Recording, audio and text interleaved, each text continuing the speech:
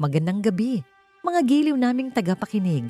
Muli, welcome sa isa na namang mainit at nakakapasong episode ng Romansa Diaries, kung saan ang mga lihim na damdamin at pinigilang pagnanasa ay isinisigaw sa dilim ng gabi.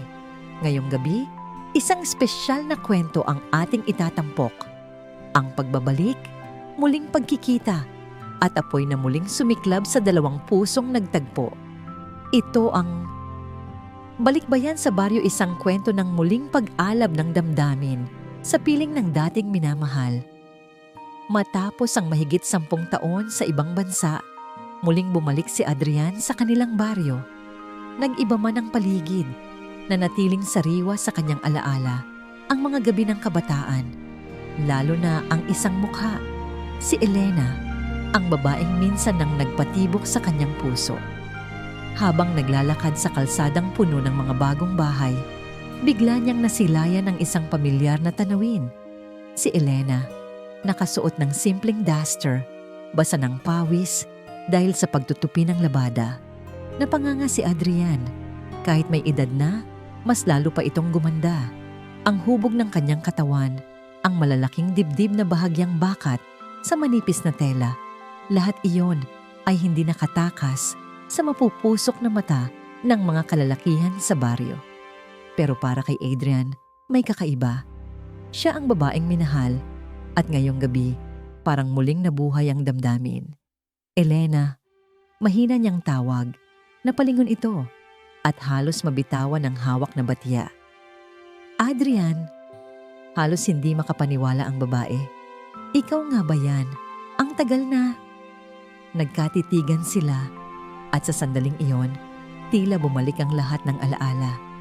Ang mga tuksuhan noon sa dalampasigan, ang mga hawak kamay sa ilalim ng buwan, at ang halik na hindi natuloy nang siya'y lumisan. Inanyayahan ni Elena si Adrian na magpahinga muna sa kanilang maliit na kubo. Malakas ang ulan ng mga oras na yon, kaya't napilitan silang magtagal. Sa loob ng kubo, halos madurog ang katahimikan.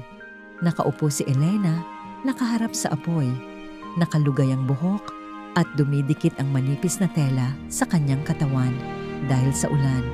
Hindi ka nagbago, bulong ni Adrian. Napangiti si Elena, ngunit kita sa kanyang mga mata ang damdaming matagal nang ikinukubli. At ikaw naman, bumalik, pero hindi ko alam kung para saan. Lumapit si Adrian. Hindi niya mapigilang pagmasdan ang bawat kurba ng katawan ni Elena. Ang dibdib nitong nangingibabaw sa manipis na duster na para bang pinipilit ipakita ang lihim na matagal niyang iniiwasan. Elena, marahan niyang tawag, sabay abot sa kamay nito. Isang titig ang binitawan ng babae. Titig na puno ng pagtutol, pero mas nanaig ang pananabik. At doon, muling nagtagpo ang kanilang mga labi. Hindi iyong basta halik. Isa itong muling pagkilala sa damdaming pinigilan ng panahon at distansya. Mainit, sabik, puno ng pananabik na tila hindi na kayang pigilan. Marahang dinama ni Adrian ang kanyang mukha habang ang mga kamay ni Elena ay dumulas sa kanyang dibdib. Hindi nila alintana ang ulan sa bubong o ang lamig ng gabi dahil ang apoy na bumalot sa kanila ay higit na masidhi. Ang bawat haplos ay parang unang beses. Ang bawat hinga ay nagiging mas malalim, mas mabilis. Hindi na nila kayang iwasan ang init na matagal na nilang kinikimkim. Sa gabing iyon, nagbalik ang lahat. Ang pagmamahalan, ang pagnanasa, at ang apoy na muling sumiklab. Kinabukasan, sumilip ang araw. Tahimik silang magkatabing nakaupo, nakatanaw sa bukid. Hindi ko akalaing babalik ka, wika ni Elena, habang pinaglalaruan ang kamay ni Adrian. At hindi ko rin akalaing ikaw pa rin ang hanap ko. Tugon nito, sabay haplos sa kanyang buhok. Walang kasiguraduhan kung saan hahantong ang kanilang muling pagkikita. Pero malinaw, ang kanilang mga puso sa kabila ng taon ay hindi kailanman naglayo. At dito na nagtatapos ang ating mainit ngunit masuyong kwento ngayong gabi, mga giliw naming tagapakinig.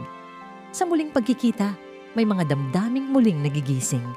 At minsan, Kahit gaano katagal ang lumipas, may mga pusong patuloy na nag-aalab. Ako ang inyong kasama. At ito ang Romansa Diaries. Kung nagustuhan ninyo ang ating kwento, huwag kalimutang like, share, and subscribe para sa mas marami pang maiinit at nakakapasong istorya.